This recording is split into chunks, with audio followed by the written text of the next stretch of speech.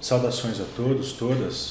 Eu me chamo Charles Brito e eu sou fisioterapeuta de formação básica, mas tenho trabalhado há alguns anos com acupuntura, quiropraxia, shiatsu, várias práticas então denominadas como práticas integrativas e complementares. A proposta nossa hoje aqui é fazer uma conversa discutindo então sobre essas práticas que estão agora em evidência, até porque em março do corrente ano, 2017, essas práticas tiveram um aumento significativo na Política Nacional de Práticas Integrativas e Complementares, aumentando consideravelmente as técnicas aplicáveis a essas propostas. O desejo nosso, então, é tecer alguns comentários, trabalhando com alguns conceitos, analisando alguns dados e refletindo, problematizando sobre os principais contextos dessas práticas. Lembrando que diz respeito ao texto, ao intertexto e às conexões desses saberes, dessas lógicas. Bem, a priori a gente acha interessante iniciar esse diálogo nosso com uma chamada análise de conjuntura. É bem verdade que o mundo, sobretudo o Brasil, atravessa um momento de crise essa que é bastante importante, sobretudo para ressignificar as nossas práticas. Quero lembrar que essa mesma crise ela é interessante também para maior aceitação dessas práticas integrativas e complementares que se caracterizam como uma contracultura, por assim dizer. Nessa lógica, a questão nevrálgica que se aponta e é a questão norteadora do nosso trabalho hoje seria por que nessa conjuntura social de desmonte do Sistema Único de Saúde, que no nosso caso é único, público, e tendo a própria atenção básica em sua política nacional estando questionada, como que essas práticas complementares, então, têm ganhado evidência e notoriedade, culminando, inclusive, como eu já havia apontado, na inclusão dessas novas práticas, garantindo, então, a ampliação desse acesso. Bem, a nossa conversa está aberta aí a comentários, talvez vocês possam tecer algumas considerações sobre esse conteúdo, sobre essa resposta. Eu imaginando sobre, talvez a gente pondere algumas questões referentes a, por exemplo, talvez os nossos gestores, ao analisar essas práticas, tenham percebido que de fato tais práticas são eficazes, são eficientes e são seguras para o uso da população, tendo um potencial papel na resolução dos principais problemas de saúde, contribuindo de modo significante na qualidade de vida dessas pessoas, desses indivíduos e dessa coletividade. É uma análise bem possível. Outra perspectiva seria a boa vontade, por assim dizer, a benevolência de nossos gestores para incluir essas práticas na atenção básica do Sistema Único de Saúde, tornando de fato acessível esses saberes e essas práticas para a população como um todo. São proposições um tanto quanto românticas e bem possível há verdade nessas proposições. Mas com uma análise um tanto quanto mais crítica, a gente percebe que num viés político, outras propostas são possíveis. Nessa lógica, a gente constata que, como dito anteriormente, o mundo passa por determinantes econômicos e políticos que têm ditado aí os rumos inclusive do cuidado em saúde.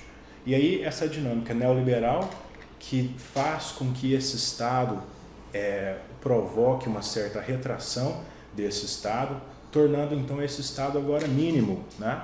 Na condição de um Estado mínimo, ele passa a deixar de cuidar, deixar de garantir direitos sociais que eram anteriormente tidos como garantias sociais. E sem cuidado, de acordo com Leonardo Boff, a gente passa a discutir, a problematizar a nossa própria humanidade, já que o cuidado, para esse mesmo Leonardo Boff, um teólogo, ele vai dizer que esse cuidado ele faz parte da ontogênese, ou seja, da própria gênese, da própria formação desse humano.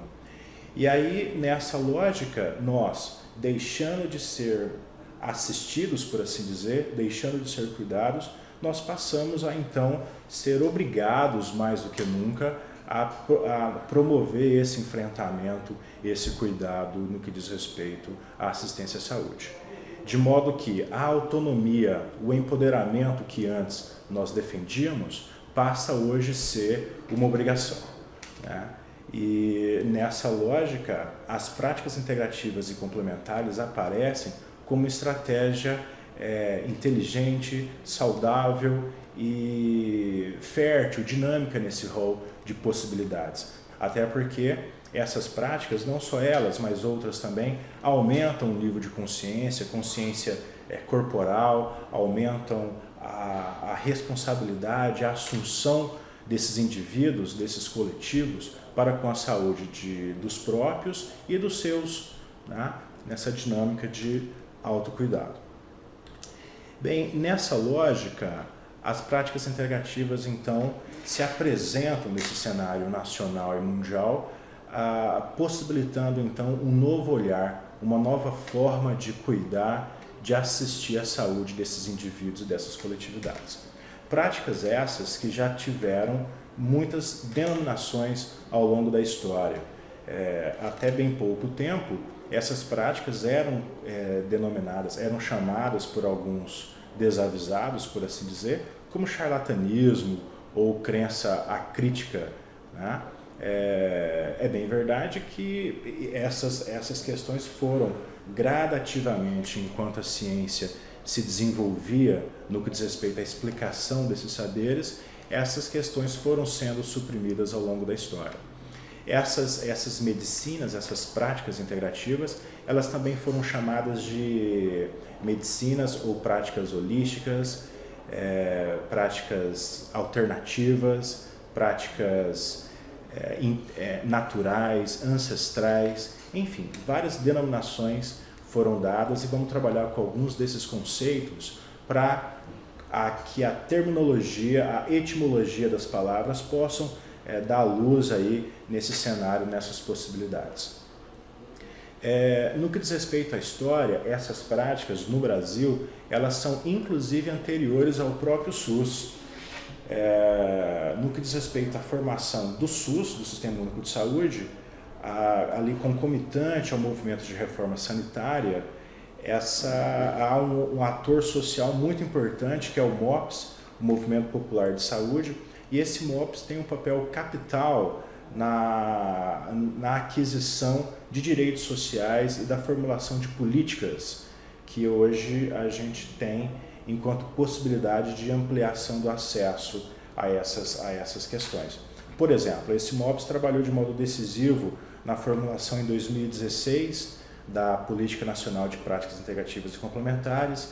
Em 2012 foi publicada também a Política Nacional de Educação Popular em Saúde, tendo aí, abrindo um cenário interessante para que esses saberes populares, esses saberes ancestrais, pudessem contribuir com a nossa medicina biomédica hegemônica, que ainda traz algumas questões de cunho hospitalocêntrico, pautados um tanto quanto no positivismo, ainda um tanto quanto reducionista, mecanicista, mas apresenta aí algumas possibilidades interessantes de mudança de conceitos, mudanças de paradigmas. Bem verdade é que a gente pauta essa nossa fala a partir de uma dinâmica institucional, até porque impossível seria compreender a totalidade da assistência numa dinâmica particular, numa dinâmica privada. Eu digo privada não só numa perspectiva do sistema suplementar de saúde, nas clínicas, hospitais, centros de atenção privados, mas também numa dinâmica domiciliar, né? Até porque a gente parte do pressuposto que todos os povos, em todos os tempos, utilizavam e utilizam práticas de cuidado naturais para acalentar as suas dores, os seus dissabores. Isso vai desde uma plantinha medicinal, de um chazinho que a nossa avó faz, por exemplo, até aquele afeto, até aquele carinho mais sistematizado que ao passar ali, ao tocar no nosso filho, no nosso pai, por exemplo, isso já adquire uma conotação de uma massagem, por exemplo, né? Acalentando aí essas dores, esses problemas de saúde. No que diz respeito à história dessas práticas, Os principais textos remetem essa sistematização científica teórica a partir da década de 70. No final da década de 70, a Organização Mundial da Saúde já começou a reunir experts nesses principais conceitos, com o objetivo aí de trabalhar, sugerir um plano de ação para promover e desenvolver essas medicinas, então, chamadas pela Organização Mundial da Saúde como medicinas tradicionais. A grande proposta, então, era desenvolver essa dinâmica, solicitar, sugerir aos vários países subsidiários que passassem a utilizar essas medicinas mais naturais, que utilizam de tecnologias mais leves, menos onerosas, por assim dizer, e, porém, com igual resolutividade para os principais casos de adoecimento que acometem as nossas populações. Bem, dentre os vários textos que relatam a história, grande parte dos teóricos fatalmente citam a Conferência Internacional sobre a Atenção Primária em Saúde, que aconteceu em Alma-Ata, no Cazaquistão, antiga União Soviética, e essa assembleia, essa conferência, teve como um dos seus produtos ali um documento que foi intitulado Saúde para Todos no ano 2000. Né?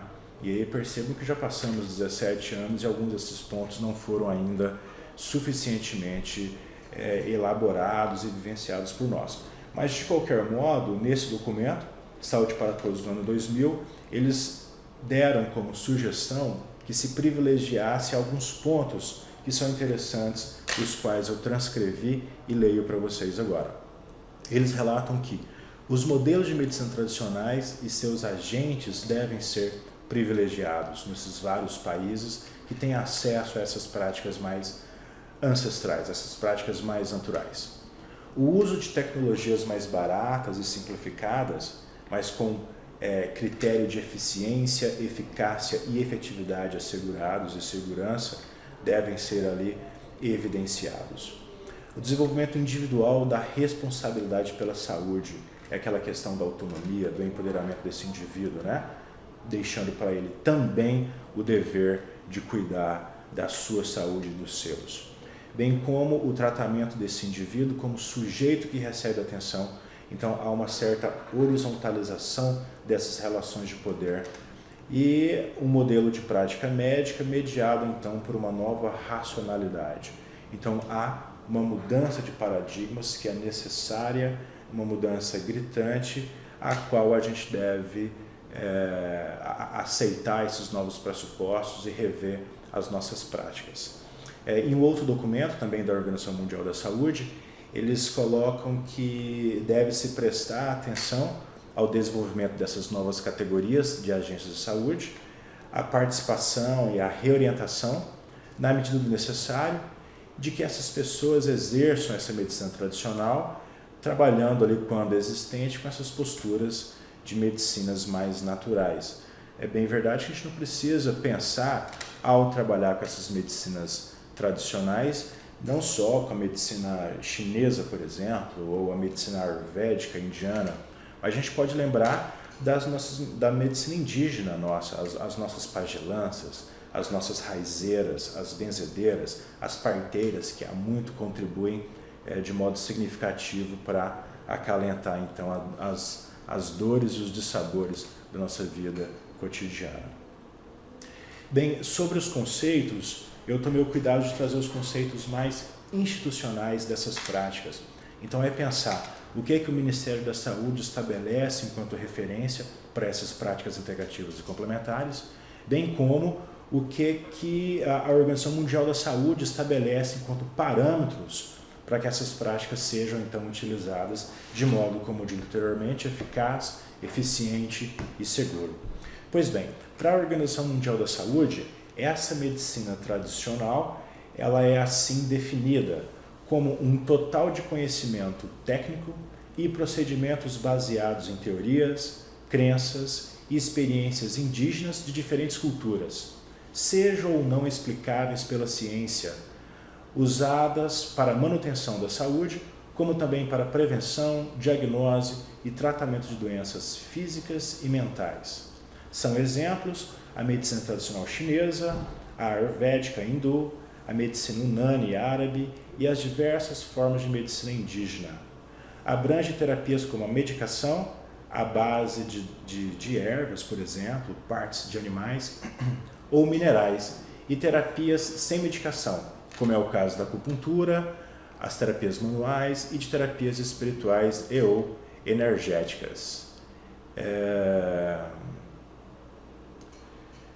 Eu estou vendo aqui algumas perguntas já chegando para a gente, ótimo, isso é muito interessante, a gente responderá todos.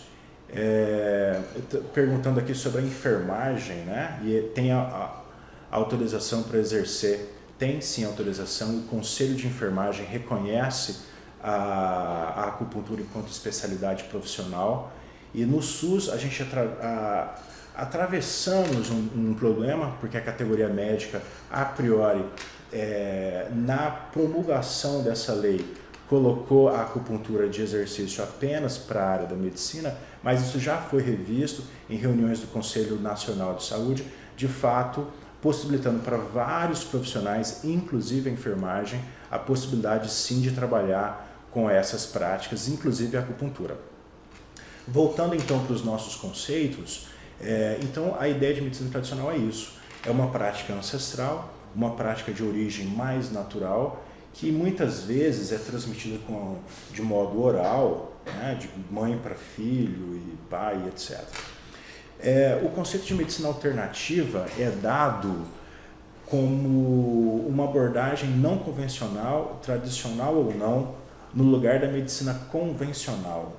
Esse conceito medicina alternativa ele é interessante e foi postulado por alguns teóricos, já entrado então em desacordo, em função de, por exemplo, tem um teórico que eu gosto muito, cujo nome é Boaventura de Souza Santos.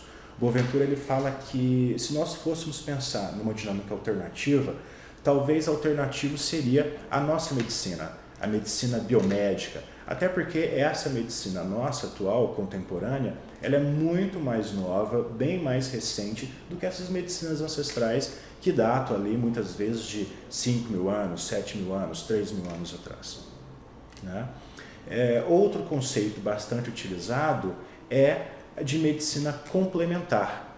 Esse, para a ciência positivista, é talvez um dos conceitos mais interessantes, haja vista que não coloca uma relação de oposição entre esses saberes, entre essas práticas, mas de complementariedade, que é uma ideia, uma sacação muito interessante. Medicina complementar, então, refere-se ao uso de uma abordagem não convencional em conjunto com a medicina, então, biomédica, alopática, tida, então, como convencional. Nos Estados Unidos, há uma agência que vai regulamentar a utilização dessas práticas. Interessante é anotar também que essa mesma agência, ela trocou recentemente de nome. Ela tinha como nome Centro Nacional de Medicina Complementar e Alternativa, né? A referência está ali embaixo, vou mostrar para vocês com uma setinha aqui. E posteriormente ela mudou de nome, né? Chamando de Centro Nacional de Saúde Complementar Integrativa. Então foram truncados os conceitos de alternativo para o conceito de integrativo, e o conceito de medicina foi também trocada para a ideia de saúde, tentando contemplar então esses vários profissionais que têm acesso a essas práticas, podendo então fazer bem para a nossa população. E no Brasil, como se trabalha esses conceitos? Me dê licença um pouco. Pois bem, para a Política Nacional de Práticas Integrativas e Complementares, o Ministério da Saúde ele entende essas práticas como sistemas e recursos que envolvem abordagens que buscam estimular os mecanismos naturais de prevenção de agravos e recuperação da saúde por meio de tecnologias eficazes e seguras, ou seja, há já a compreensão que essa saúde ela acontece de dentro para fora, não é mais algo externo que vem e me cura, né? Bem, há uma ênfase na escuta acolhedora, no desenvolvimento do vínculo terapêutico e na interação do ser humano com o meio ambiente e a sociedade. Outros pontos compartilhados pelas diversas abordagens abrangidas nesse campo são a visão ampliada do processo saúde-doença e a promoção global do cuidado humano, especialmente do autocuidado, como nós já havíamos tecido anteriormente. Esse texto está na própria Política Nacional de Práticas Integrativas e Complementares, sendo por isso, então, entendido como o conceito por nós utilizados dentro dessa lógica. Bem, outro conceito bastante interessante, inclusive coaduna com a lógica do Sistema Único de Saúde, que é em um dos seus princípios, que é a integralidade, é a ideia de medicina integrativa. Essa medicina, então, ela vai estar associada a uma mudança desse paradigma, dessa forma de entender, dessa racionalidade, dessa percepção, que agora passa a ser uma percepção mais ampliada, multifatorial. E aí, para exercê-la, é necessário, então, reorientar crenças, práticas e experiências em relação à saúde. Otani Barros, ele vai dizer que é preciso reorientar esses conceitos, as formas de intervenção e o modelo de atenção à saúde e abordagem desse processo, saúde, doença, cuidado. Né? Essa ideia de medicina integrativa, ela foi paulatinamente transitando nesse conceito para a ideia de prática integrativa, até porque, como na medicina baseada em evidência, que passou também a ser tratada como práticas baseadas em evidência, nessa tentativa de se alcançar outras categorias profissionais nesse campo da saúde, e aí por isso vários autores têm utilizado esse conceito aí de práticas integrativas em lugar de medicina integrativa, nessa mesma ideia de ampliar esse conceito para que mais profissionais estejam juntos nessa lógica de cuidado. Pois bem, a outra agência norte-americana que vai pesquisar e estudar essas práticas e essa medicina integrativa. E esse grupo de estudo, ele estabeleceu alguns pontos interessantes sobre essa medicina integrativa, pontos os quais eu lhes trago para que a gente possa refletir sobre os mesmos. Pois bem, o paciente e o médico, eles são parceiros nesse processo de cuidado e cura. Como eu já havia dito, há uma, então, horizontalidade nessa relação de poder. De fato, nós estamos em posições diferentes, mas se você aproximar, a gente chega junto e é possível construir novas possibilidades. Né? Não precisa necessariamente pensar numa dinâmica hierárquica, vertical, onde um vai subir ou descer, por exemplo. Né? Essa dinâmica é mais horizontal e me parece uma representação mais significativa, mais respeitosa, mais ética. Todos os fatores que influenciam a saúde, bem-estar e doença são levados em consideração, incluindo mente, o espírito, a comunidade, bem como o corpo. Então, essa ideia de integralidade, de um pensamento holístico global, envolvendo de fato essas múltiplas relações, isso é notório, isso é cada vez mais emergente no que diz respeito às nossas teorias, às nossas questões principais. O uso adequado de ambos os métodos, convencionais e alternativos, facilita a resposta natural de cura do corpo, ou seja, a associação de técnicas é sempre bem-vinda para promover aquilo de melhor para o nosso sujeito, para o nosso paciente. Intervenções naturais, menos invasivas e eficazes devem ser utilizadas sempre que possível para que a gente cuide daquela iatrogenia, né? Não rejeita a medicina convencional, claro, nem aceita acriticamente as terapias alternativas. Boa medicina é baseada em boa ciência, orientada para a investigação de novos paradigmas. Juntamente com o conceito de tratamento, os conceitos mais amplos de promoção da saúde e prevenção de doenças são fundamentais.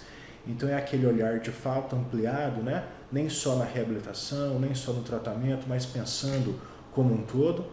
E praticantes da medicina integrativa devem adotar os seus princípios e se comprometerem à autorreflexão, ao autodesenvolvimento e ao autocuidado. Esse ponto eu acho muito interessante, até porque ele coloca a necessidade de uma coerência, né? nós devemos de fato utilizar essas práticas, sentindo e tendo em nós esses resultados, né? Então isso é muito interessante, eu chamo isso de coerência. Está chegando para nós aqui mais uma pergunta, vamos dar uma olhada aqui, né? Essas práticas já fazem parte do SUS, muito interessante, já fazem. A gente vai discutir daqui a pouquinho essa relação. A grande questão essas práticas estão implantadas, elas estão ali dentro do sistema de saúde, mas de fato não foram muito bem implementadas, né? Não foram muito bem implementadas de fato, de modo que a sociedade não teve um real acesso a essas práticas. É bem verdade, o colega está perguntando aqui sobre o tratamento da ansiedade, do estresse, que são problemas correntes desse momento nosso, desse corre-corre capitalista cotidiano. Essas relações não só emocionais, elas são muito bem tratadas por essas práticas, com certeza, e podem de fato ajudar muito essas pessoas.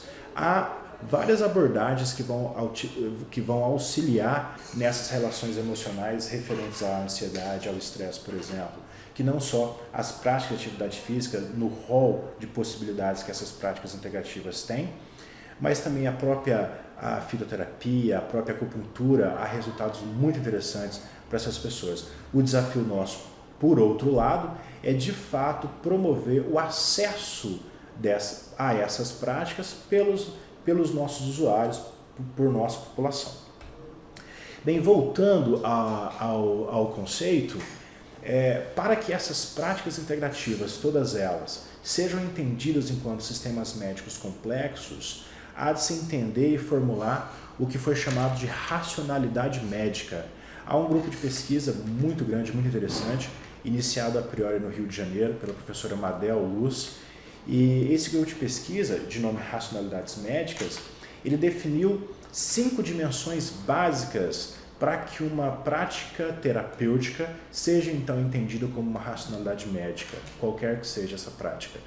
E de acordo com a professora Madel, para que se constitua uma racionalidade médica, deve-se haver necessariamente, por exemplo, primeiro, uma relação estrutural, né, para que se estabeleça qual é a forma, como é que se funciona essa organização do corpo. Ela chama isso aí de morfologia humana, que é um conhecimento da anatomia desse sujeito. Há também de se conhecer uma dinâmica vital, né, uma fisiologia, uma definição do funcionamento desse organismo. Fisiologia essa que nós poderíamos pensar numa fisiologia energética, por exemplo, né? Essa fisiologia vai nos definir o movimento de vitalidade, como é que ocorre esse equilíbrio ou desequilíbrio desse corpo, quais são as origens, as causas desse desequilíbrio. Bem, para além de uma anatomia e de uma fisiologia, uma racionalidade médica deve ter, de modo bem definido, uma doutrina, um corpus doutrinário, né? Essa doutrina vai definir ali em cada sistema o que é processo saúde-doença, o que é doença, quais são as origens, as causas, o que é possível tratar ou curar e o que pertence ou não à clínica, né? De modo que um terapeuta pode e deve, de modo muito honesto, se posicionar ali para o seu usuário, para o seu paciente, dizendo, por exemplo, olha, essa terapia vai de fato te ajudar bastante, mas acalentando as suas dores, por exemplo, diminuindo as suas dores, mas não vai resolver o seu problema, né? Até porque essa técnica, uma massagem, por exemplo, ela tem uma limitação no que diz respeito à sua eficácia para determinados problemas, claro. Outro elemento que deve ser levado em consideração é um sistema de diagnose, pelo qual se determina ali se há ou não um processo mórbido, né? A natureza, a fase, a evolução provável, a origem ou a causa desse problema, dessa morbidade, dessa patologia. É bem verdade que a ciência nossa, moderna, desenvolveu maravilhosamente bem esse sistema de diagnose. E acabou que nós nos seduzimos pelo que vai se chamar, na verdade, de exames complementares. Olha o nome dele, exames complementares. E aí muitos de nós correm o risco de negligenciar tecnologias mais leves, mais fáceis de diagnosticar. Que, por exemplo, a boa e velha conversa, que alguns eventualmente, em função de uma série de questões, de uma série de problemas, deixam a desejar, muitas vezes, né, já encaminhando o seu sujeito para os exames complementares, sem o devido tempo de uma boa e velha conversa, por assim dizer. Por fim, essa racionalidade médica vai desenvolver então um sistema terapêutico, que são as formas pelas quais a gente vai intervir de modo adequado para cada patologia, para cada processo mórbido, né? É bem verdade que as várias práticas terapêuticas desenvolveram um arsenal muito amplo, grande de possibilidades. Por exemplo, toda cultura tem uma prática manual de cuidado, né? Aqui a gente vai chamar de massagem clássica, massagem médica, massagem sueca ou massoterapia, por exemplo, utilizando as terapias manuais enquanto referência, né? É bem verdade que na China, na Índia, muitos anos atrás, já se desenvolviam estratégias de cuidado, né? A priori de modo mais intuitivo, de modo mais natural, né? A alimentação, por exemplo, todos os povos utilizavam o alimento enquanto fonte de cuidado, enquanto fonte terapêutica. Há uma frase do Mohandas Gandhi, talvez vocês o conheçam como Mahatma Gandhi, que vai falar que você é aquilo que você come, né? Aqui no Ocidente a gente tem a chamada dietoterapia, que vai utilizar ali o alimento com propriedades para cuidar ali de algum padecimento, de algum processo mórbido que nós possamos ter. No Japão, por exemplo, vai ter a chamada macrobiótica, que vai pensar no alimento, mas não só no alimento, mas nas suas relações. Por exemplo, como eu preparo esse alimento, como eu corto esse alimento, né? Pensando também em partes desse alimento. Então, partes que nascem no alto, eventualmente, eu vou tratar problemas do baixo, buscando aquela ideia do equilíbrio, por exemplo, né?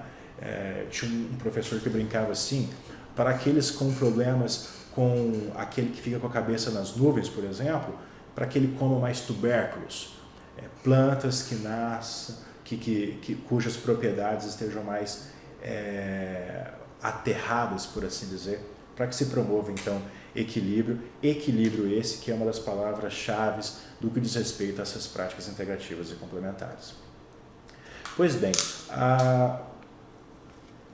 o grupo de pesquisa Racionalidades Médicas, ao definir aqueles componentes necessários para uma prática terapêutica, entendeu um sexto elemento necessário para que essa prática seja então entendida enquanto uma racionalidade médica. E aí eles compreenderam então cosmologia, né, enquanto sexto fator. Essa cosmologia, de acordo com a professora Mabel, seria própria dessa cultura na qual essa prática é inserida, enraizada então em um universo simbólico de sentidos que incluem imagens, metáforas, representações e mesmo concepções que partem de um imaginário social que é irredutível ao plano de proposições teóricas e empíricas, demonstráveis então pelo método científico.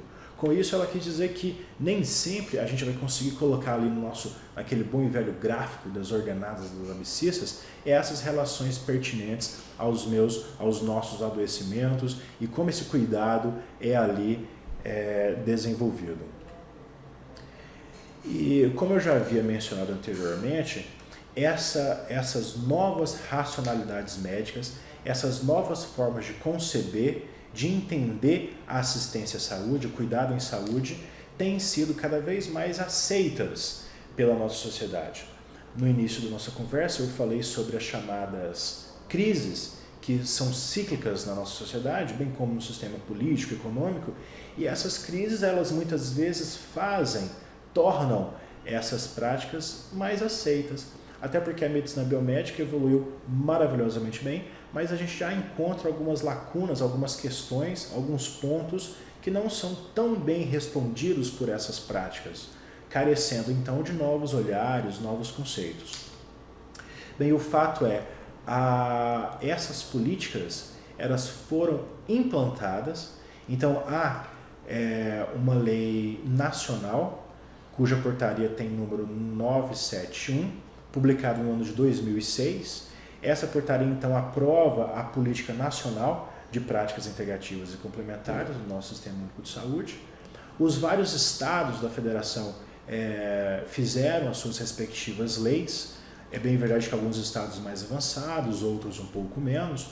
A exemplo do estado de Goiás, em 2009, foi instituída então a política estadual, e na mesma trajetória os municípios perfazem esses caminhos, né? Ainda em 2009, o município de Goiânia, enquanto exemplo, enquanto referência, fez uma lei então municipal garantindo então o acesso, ou tentando garantir um acesso a essas práticas.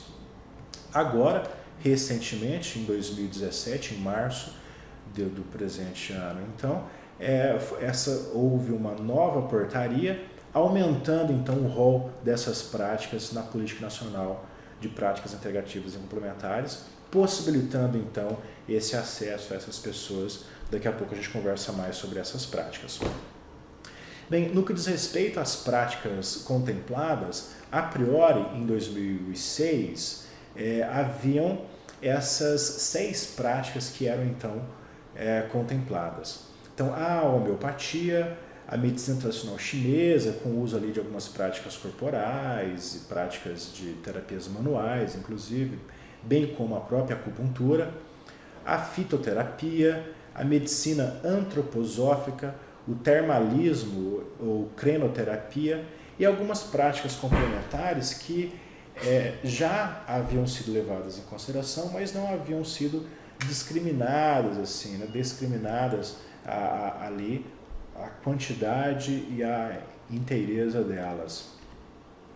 Aqui na página do Ministério da Saúde, na divisão de atenção básica, há um breve resumo sobre essas práticas, os quais eu trago e a gente vai discutir aqui de modo bastante superficial. Pois bem, a homeopatia aqui na Política Nacional de Práticas Integrativas é entendida como um sistema médico complexo, de caráter holístico, baseado no princípio vitalista e no uso da lei dos semelhantes. Tal conceito foi enunciado por Hipócrates no século IV a.C., e nessa perspectiva a homeopatia vem sendo desenvolvida, ou melhor, foi desenvolvida por Samuel Hahnemann no século XVIII e utiliza como recursos de diagnóstico a matéria médica e o repertório, e como recurso terapêutico utiliza o medicamento homeopático. As plantas medicinais e a fitoterapia é entendida pelo Ministério da Saúde como terapêutica caracterizada pelo uso de plantas medicinais em suas diferentes formas farmacêuticas, sem a utilização de substâncias ativas isoladas, ainda que de origem vegetal. A prática da fitoterapia incentiva o desenvolvimento comunitário, a solidariedade e a participação social. Os serviços podem oferecer os seguintes produtos: a planta medicinal in natura, por exemplo, a planta medicinal seca, caracterizando a droga vegetal, o fitoterápico manipulado ou a fitoterapia industrializada. Nesse rol, há uma prática muito interessante desenvolvida já há algum tempo aqui no nosso país, que são as chamadas farmácias vivas. E há um incentivo de que as várias unidades básicas de saúde, por exemplo, com o auxílio dos seus usuários, façam ali, por exemplo, uma horta comunitária, uma horta medicinal comunitária. E aí as pessoas possam trocar, claro, bem instruídas para isso, determinadas mudas, determinadas plantas, para que possam ali acalentar os nossos problemas, né? Acho que todo mundo vai lembrar da vozinha que usava um boldo ou carquejo ou alguma planta nesse sentido. Pois bem, a medicina tradicional chinesa, acupuntura e práticas corporais é entendido como um sistema médico integral, originado há milhares de anos na China, que se fundamenta na teoria do Yin Yang. Esse elemento vai formar o chamado Tao ou Dao, que é aquele símbolo, né, que representa as polaridades. Além da teoria do Tao, do Yin Yang, nós temos também os chamados 5 movimentos, ou 5 andares, ou 5 elementos, dependendo ali da tradução. Bem, utiliza como elementos a anamnese, a palpação do pulso, a observação da face, a língua, e possui como abordagens terapêuticas plantas medicinais, fitoterápicos, a própria dietoterapia, práticas corporais e mentais, ventosa, moxa, acupuntura, entre outras práticas nesse sentido. Observem que, enquanto estratégia de diagnóstico, eles vão utilizar, olha que interessante, a observação da língua, da face, né? Em detrimento de tecnologias mais duras, como a gente faz aqui, por exemplo. Enquanto aquelas práticas primeiras, ainda há a medicina antroposófica, que se apresenta como uma abordagem médico-terapêutica complementar, de base também vitalista, cujo modelo de atenção está organizado de maneira transdisciplinar, buscando a integralidade do cuidado em saúde. Entre os recursos que acompanham essa abordagem médica, destaca-se o uso de medicamentos baseados na homeopatia, na fitoterapia e em outros específicos da medicina antroposófica. Integrado ao trabalho médico, está prevista a atuação de outros profissionais da área da saúde, de acordo com as especificidades de cada categoria. Então, já é uma base conceitual que já se apropria desses vários colegas, desses vários profissionais da saúde para cuidar dos nossos sujeitos, né? E, por fim, dentro daquela primeira proposta do Ministério da Saúde, nós temos o termalismo social ou crenoterapia. O termalismo, então, compreende as diferentes maneiras de utilização da água mineral em sua aplicação em tratamentos de saúde, utilizando ali os antigos balneários, né? As águas termais ou não, por exemplo. A crenoterapia consiste na indicação e o uso dessas águas minerais com finalidade terapêutica, atuando então de maneira complementar aos demais tratamentos de saúde. Conceitos esses, só lembrando aqui, que você encontra lá na divisão de atenção básica no site do próprio Ministério da Saúde. Pois bem, agora em março, como eu já havia dito, outras práticas foram então acrescentadas na política nacional, possibilitando então um rol mais interessante de possibilidades de cuidado. Algumas dessas práticas caracterizam uma profissão de terceiro grau, como é o caso da musicoterapia, por exemplo. Outras há uma denotação de uma especialização, outras uma formação mais específica e eventualmente mais rápida podem já ser contempladas dentro dessa dinâmica de cuidado. Então, enquanto práticas posteriores colocaram a arte-terapia, a ayurvédica, que é a medicina indiana, a biodança, as danças circulares, as várias propostas meditativas, a musicoterapia, a naturopatia, a osteopatia, a quiropraxia, a reflexologia ou reflexterapia, o reiki, que é uma cura energética, a chantala, que na verdade é uma massagem ayurvédica, né, massagem feita em nenéns, em crianças, em bebês, uma massagem maravilhosa essa, a terapia comunitária integrativa e a yoga, enquanto também prática indiana. Então essas práticas foram então acrescidas, possibilitando aí essa ampliação de acesso. Eu tenho aqui uma publicação mais antiga da Política Nacional de Práticas Integrativas e Complementares, talvez a visualização não esteja tão interessante, mas eu quero apontar aqui que a Política Nacional ela tem como subtítulo, e eu achei muito interessante esse subtítulo, colocar aqui a atitude de ampliação de acesso. E, de fato, essa política ela pretende ampliar, tornar acessível esses saberes, essas práticas à população.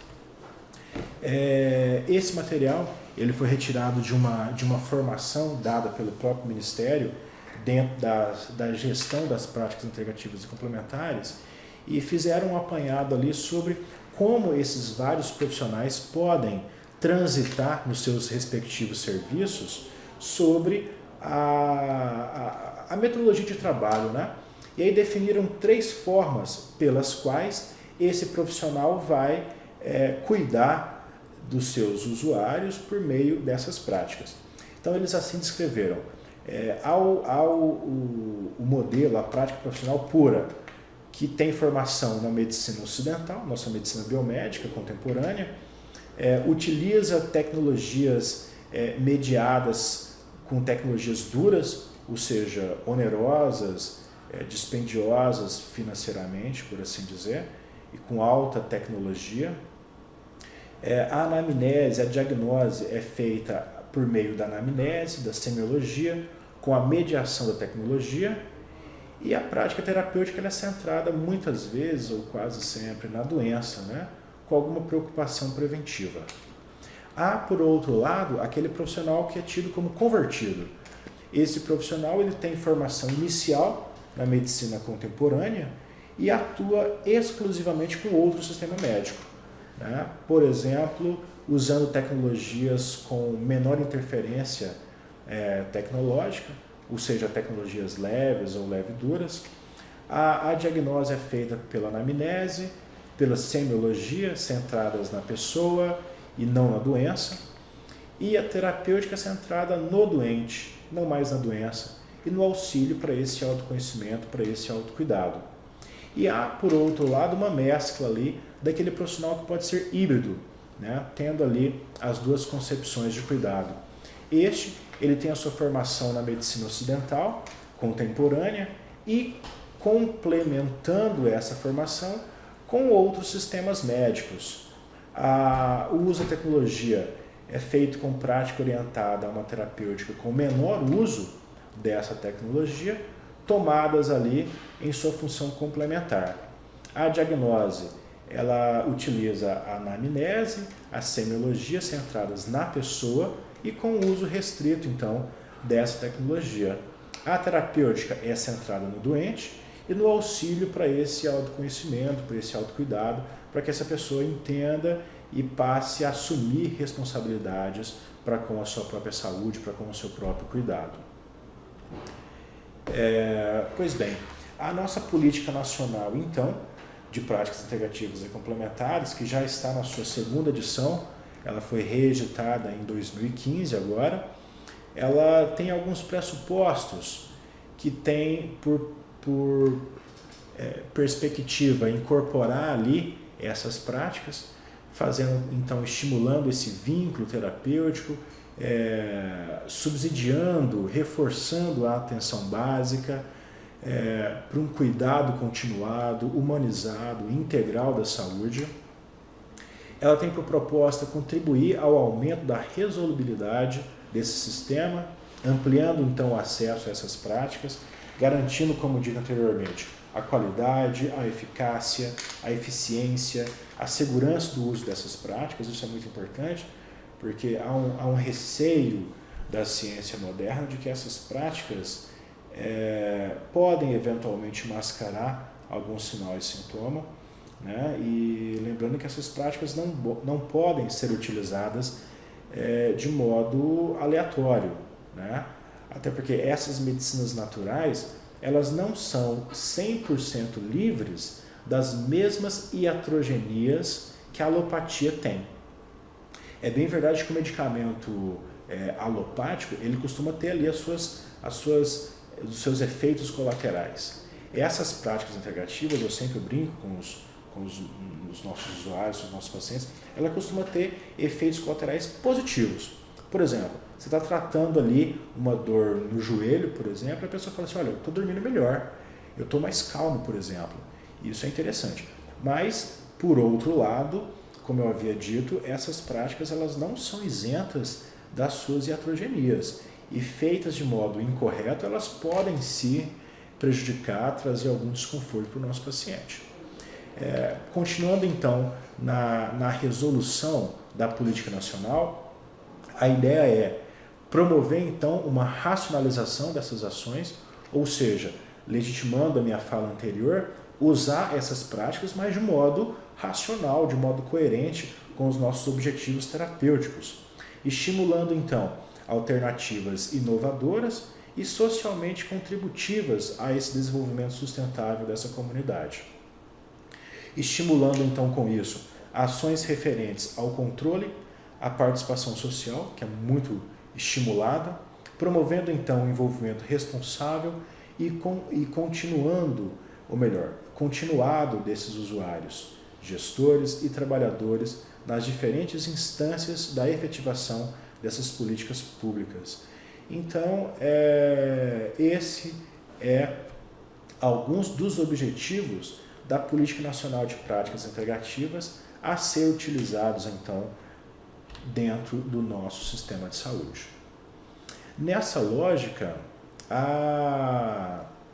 as PICs, as práticas integrativas e complementares, elas se apresentam, então, como um cuidado emancipador. Eu acho esse conceito muito interessante. Até porque, como dito anteriormente, aquela autonomia, lembra? Aquele empoderamento, hoje é altamente imprescindível, necessário para a nossa sociedade, aos moldes que ela está se fazendo e se transformando, né? E, de fato, essas PICs, então, elas são uma forma de cuidado emancipador, já que caminha, que leva, que produz essa autonomia, chama a atenção desse sujeito para essa assunção de responsabilidade, né, esse ato de assumir, então, essa responsabilidade para com o seu cuidado. Esse cuidado emancipador, ele é humanizador, e aí coaduna com a política de humanização. Desenvolve, então, competência reconfiguradora que cria e recria, né, essa forma, o funcionamento e as suas interações a partir do processo experienciado. É o que Freire falava do aprender fazendo, né? Então a gente vai vivendo, experimentando essas relações e vai aprendendo com elas. Esse cuidado emancipador, ele é um princípio fundador da maior parte dessas práticas integrativas e complementares, que humanizam por recriar a partir da produção desse autoconhecimento, da autonomia e do autocuidado. Isso porque, como eu havia dito também, essas práticas, elas resgatam essa consciência corporal. Elas resgatam essa percepção do sujeito, esse caminho que o chinês chama de caminho para dentro, né, de interiorizar-se, né? E aí, de acordo com Freire, tomam o respeito à autonomia e à dignidade de cada um como um imperativo ético e não um favor que podemos ou não conceder uns aos outros. Ou seja, essa autonomia que nós falamos aqui, ela não é conferida, ela não é dada, né? Ela é, de fato, ela vem de dentro para fora desses vários sujeitos, desses vários pacientes.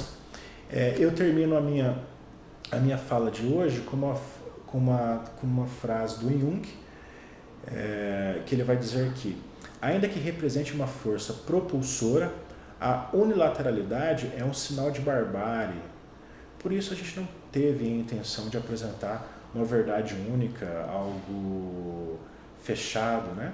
Mas mostrar algumas outras possibilidades que podem vir a auxiliar, a complementar a dinâmica já por nós trabalhadas. E aí ele ainda diz que o puro intelecto ocidental costuma classificar as ideias orientais como curiosidades filosóficas ou etnológicas, ou ainda excentricidades. As práticas integrativas, elas eram vistas muitas vezes como excentricidades, né? Agora está, de fato, sendo assimilada, associada pela nossa cultura. Finalizo, então, agradecendo, desejando saúde e paz a todos. Ali tem um contato pessoal. E eu termino com um texto publicado aí nesses grupos de WhatsApp, Facebook, dizendo que eu acredito que as práticas integrativas de saúde podem mudar a saúde no nosso país. Até porque essa mudança, ela acontece, a gente acredita nisso, de dentro para fora, né? Então, a gente tem instrumentos necessários, suficientes para que isso aconteça. Então, eu desejo fé e força a todos. Saúde e paz. Obrigado.